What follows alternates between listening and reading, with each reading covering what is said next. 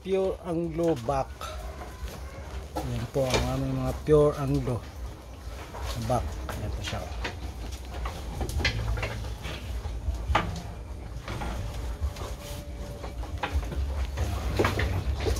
Binibreed po yan sila. Yan po. Binibreed po namin ang aming Anglo.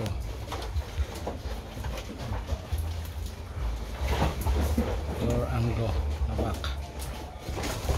Pure sa anin na back. Breeding na po sila. Binibreed na po sila.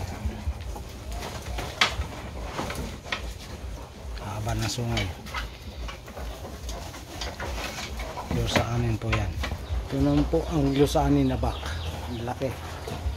Yan po kung gusto niyo po ng breeding ng ano, ng Anglo sa anin. Yan ang laki. Ang laki po niya pag nabuo siya. Yan. Yan ang Anglo sa anin na back. Ang laki niya. Dito rin po binibreed yan sa likod pa. Cross na. Yan, Anglo na siya. Tatry namin sa Anglo ulit kung anong resulta niya sa pure Anglo ng mga lado.